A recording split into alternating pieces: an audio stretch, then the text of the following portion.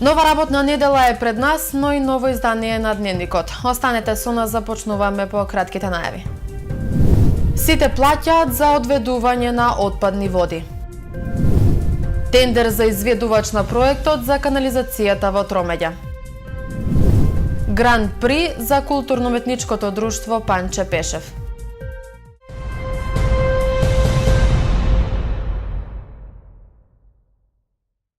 Сите граѓани според постоечката законска регулатива треба да плаќаат за одведување и прочистување на отпадните води, без разлика дали се приклучени во канализационата мрежа или не, објасни директорот на Водовод на последната седница на Советот.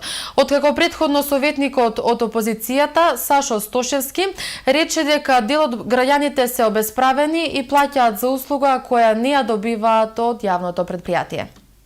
Зошто граѓаните, односно домаќинствата кои што не се приклучени на канализациона мрежа, освен за потрошена вода, плаќаат и за одведување и прочистување на отпадните води?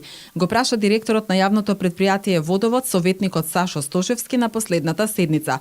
Стошевски смета дека таквите домаќинства неправедно имаат дополнителен трошок на месечно ниво, односно за секој потрошен кубик вода се наплаќа уште по 15,33 денари без ДДВ за одведување и прочистување на отпадни води, надоме за услуга која што граѓаните не ја добиваат од Водовод. Нели сметате дека тие граѓани, односно домаќинства, се обесправени, бидејќи тие имаат реален трошок, тие отпадни води ги спроведуваат во јами во кои ги копаат, потоа за истата отпадна вода плаќаат цистерни за износа, а ваму се оптоварени со сметка за Водовод, каде што во просек од 150 до 160 денара плаќаат и таму за пречистување на отпадните води. Дали сметате дека треба да се направи друга методологија и да на тие обесправени граѓани не им ставаме дополнителен трошок? Директорот на Водовод Горан Стојковски објасни дека јавното претпријатие работи согласно законот за снабдување со вода за пиење и одведување урбани отпадни води, а цената на оваа услуга ја определува регулаторната комисија на Република Македонија, формирана во 2011 година. Советот на општина Куманово само ја потврдува цената што ја утврдува регулаторната комисија. Во регулативата што е предвидена од страна на регулаторот стои дека станува збор за канализационен систем кој што го плаќаат сите граѓани, појасни Стојковски. Ќе ви прочитам согласно закон за снабдување со вода и одведување на урбани отпадни води што е канализационен систем. Значи, канализационен систем е збир на хидротехнички објекти, и тоа колектори, магистрални канали, улична канализациона мрежа, атмосферска канализациона мрежа, црпни станици, сифони и поструки за пречистување на урбани отпадни води. Општина Куманово има околу 35 км атмосферска мрежа, за која што плаќаме. Лично кај мене, мислам кај вас и кај голем број од граѓаните нема атмосферска мрежа, но согласно законот ја плаќаме. Исто така, нема голем број на колектори, но согласно законот ја плаќаме. Ова ваше прашање, значи има основа, но за жал законска регулатива е таква каква што е. Чисто како пандан на ова ваше прашање се постави уште едно прашање, а се работи за ист таков голем број на жители кои што спомнавте за овие што немаат канализациона мрежа.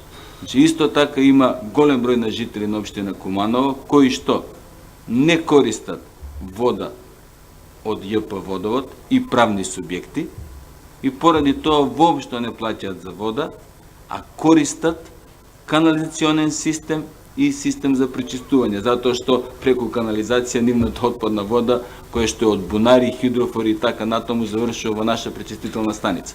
Стојковски додаде дека преку Сдруженијето на комунални претпријатија на Република Македонија веќе е покрената иницијатива за решавање на овој проблем. Дури една иницијатива пристигнала и до Уставниот суд, но додека не добијат одговор, граѓаните ќе мора да ја почитуваат постоечката законска регулатива, односно да ја плаќаат и услугата одведување и прочистување на отпадни води, бидејќи станува збор за канализационен систем, а не само за приклучок. Во следните неколку денови, односно среда, четврток и петок, ќе се врши дератизација, третирање против глувци на територија на општина Куманово. Третманот ќе биде со поставување мамци во отворите од шахтите на постоечката канализациона мрежа, а ќе бидат опфатени на атмосферската вода. Во случај третманот да не се изврши поради неповолните временски услови, истото ќе биде одложено за наредниот ден.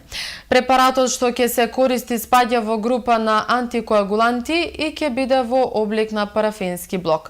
Се предупредуваат граѓаните да не се движат во близина на поставените мамци, а во случај на наоѓање на родентицидот на отворено да не го допираат.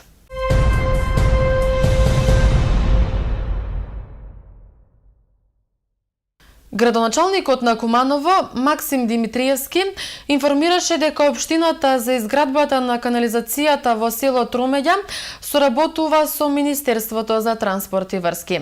Нагласи дека во моментов е распишан меѓународен тендер за избор на изведувач на проектот. Повеќе за ова од следната изјава. Изградба на канализацијата во село Тромеѓа е во соработка со Министерството за транспорт и врски. Согласно информациите со кои што располагам, во моментов е распишан меѓународен тендер од страна на ресорното министерство за избор на изведувач на проектот. Се надевам дека тендерската постапка, бидејќи е меѓународен тендер, мислам дека трае 60 дена целата процедура. Откако ќе се заврши, нема да биде оспорено од страна на учесниците во тендерската постапка и се надевам дека ќе успееме сите заедно да конечно отпочне реализација на овој сериозен проект кој што е некаде финансиски, нека ме коригира службата, околу 400 или 500.000 евра. Непознати сторители ограбиле 2 цркви на подрачјето на општина Ранковце изминатите 2 дена. Непознат сторител извршил тешка кражба во црквата Света Богородица во селото Ранковце. Како што информираат од кумановската полиција, сторителот со употреба на сила влегол внатре и одзел пари. Исто така било пријавено дека непознат сторител извршил тешка кражба во црквата Свети Параскева во селото Радибуш. Сторителот со употреба на сила влегол и исто така одзел пари. Полицијата од полициското оделение Ранковце презема мерки за пронаоѓање на сторителите и за целосно расчистување на случајот.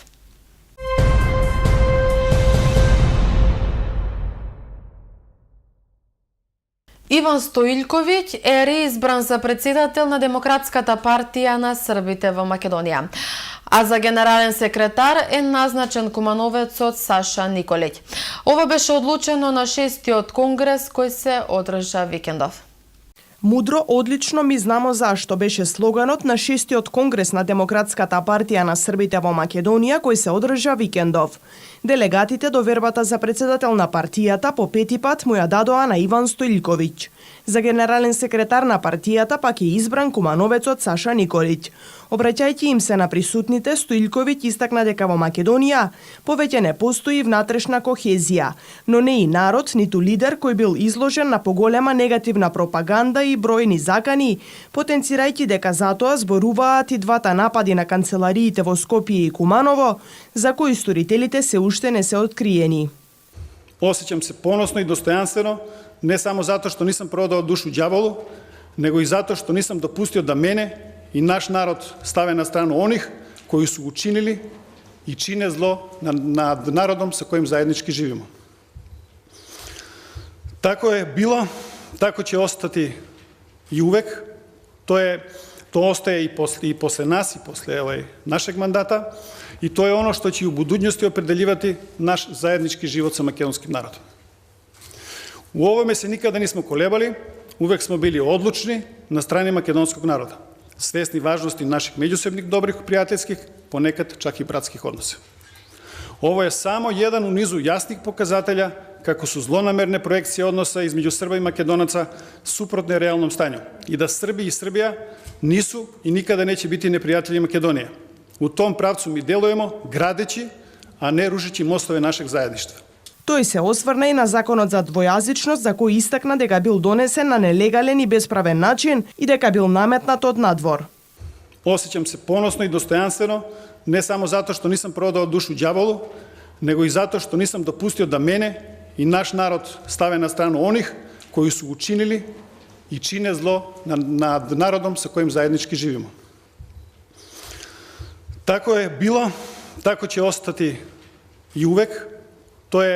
To ostaje i posle nas i posle našeg mandata i to je ono što će u budućnosti opredeljivati naš zajednički život sa makedonskim narodom.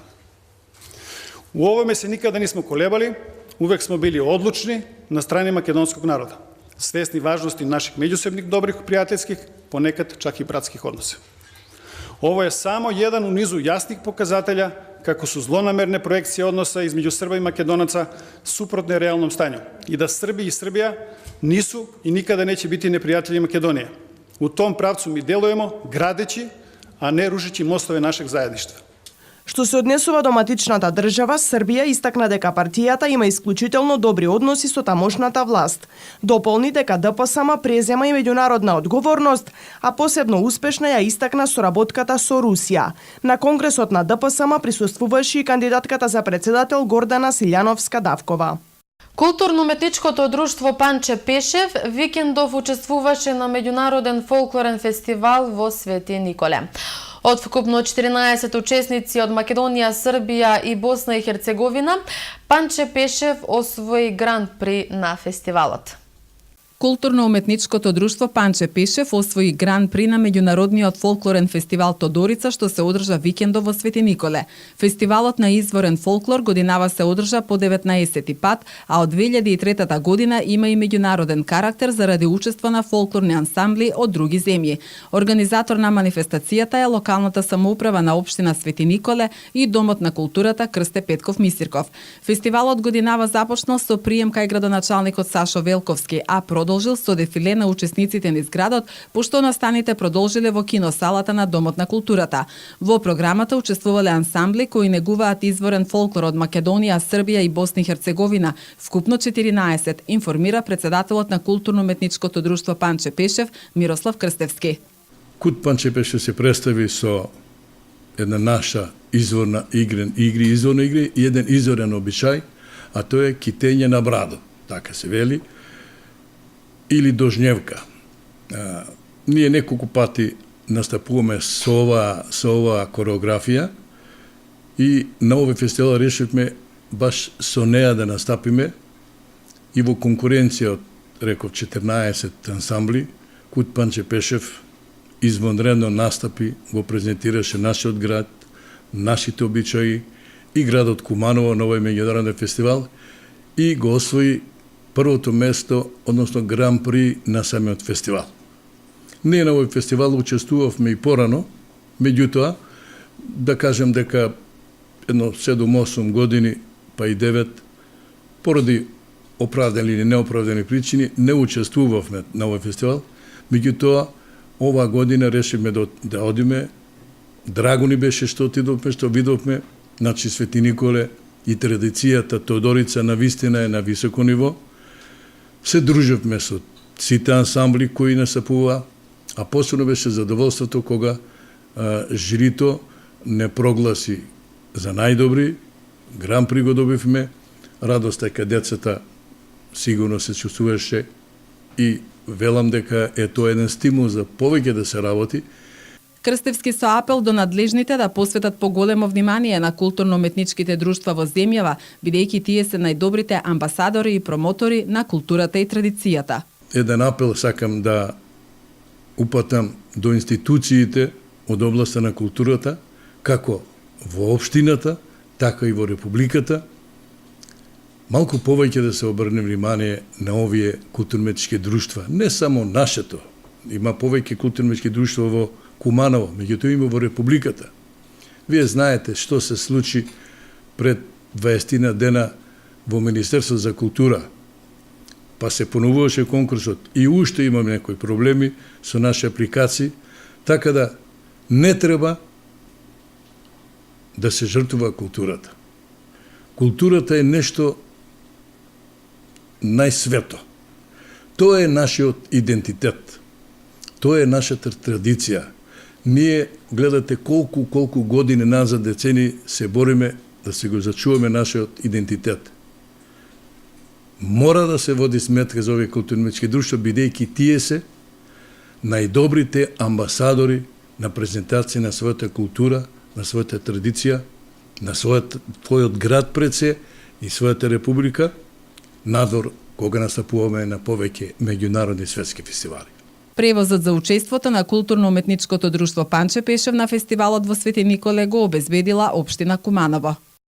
3 шумски пожари викендов се регистрирани на подрачјето на Кумановскиот и Липковскиот регион. Како што информираат од регионалниот центар за управување со кризи, дабова, нискостеблеста шума и сува трева гореле во атарот на селата Скачковце и Орашац, односно местоста Бегова Корија.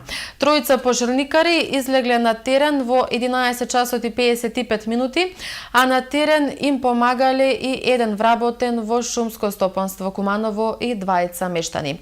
Огнот успеале да го изгаснат во 17 часот и 35 минути, но при тоа изгорела и површина од 4 хектари. Во атарот на селото Гошинце Липковско горела сува трева и нискостеблеста шума, како и гранки од дабова шума. Нискостеблеста и дабова шума со површина од 30 хектари изгоре во селото Виштица. Околу 15 часот на терен излегле само двајца шумочувари од шумско стопанство Куманово, бидејќи поради непристапноста на теренот, кумановските пожарникари биле вратени назад. Интервенцијата на шумочуварите траела од 15 до 20 часот и 14 минути, кога успеале да ги изгаснат пламените јазици.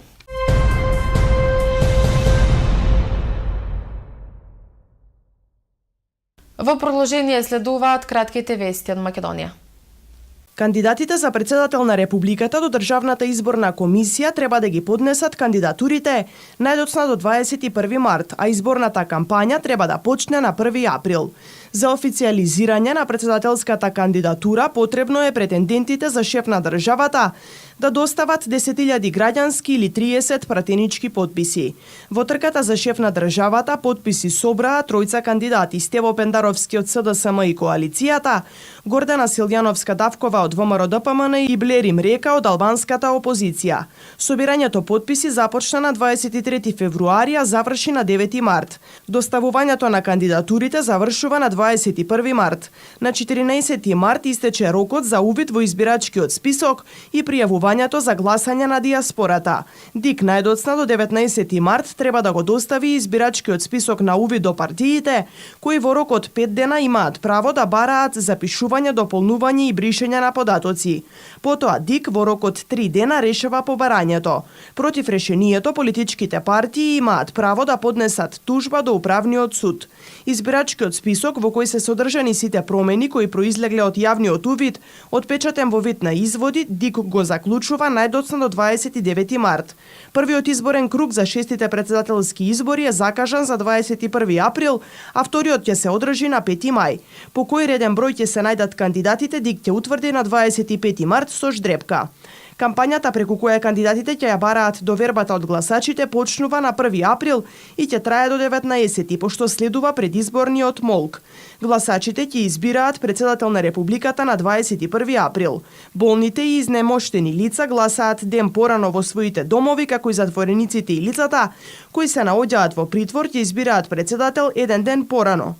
На 20 април гласаат и избирачите кои на денот на гласањето се на привремена работа или престој во странство и своето право можат да го остварат во дипломатско-конзуларните представништва. Втор круг на гласање ќе има доколку ниту еден кандидат за председател не го добил потребното мнозинство гласови и тогаш гласачите ќе бираат помеѓу двајцата кои освоиле најмногу гласови.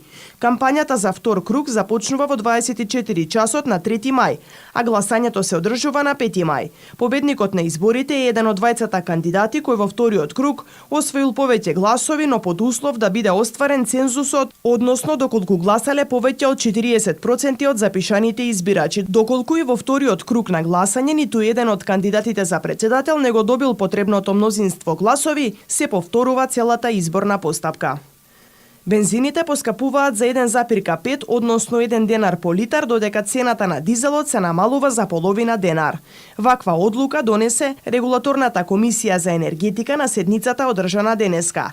Според објавената одлука, од полноќ литар Евросупер 95 ќе се продава за 1,5 денари поскапо и ќе чини 66 денари за литар, а Евросупер 98 кој поскапува за 1 денар, од полноќ се точи по цена од 67,5 денари по литар.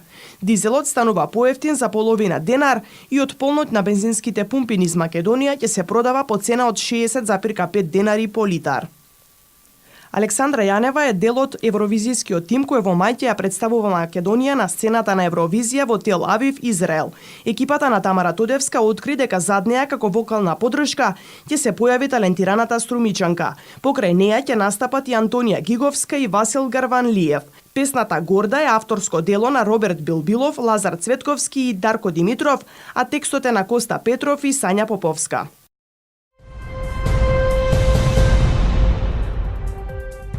Времето денеска во Куманово беше сончево, а дуваше североисточен ветер. Максималната температура се искачи до 22 степени, а минималната беше 5. За утре метеоролозите најавуваат сончево време, а ќе дува северозападен ветер. Дневната температура ќе достигне до 20 степени, а утринската ќе биде до 4. И тука е крајот и на вечерашниот дневник. Имајте убава и пријатна вечер и се гледаме повторно утре во исто време. Довидување.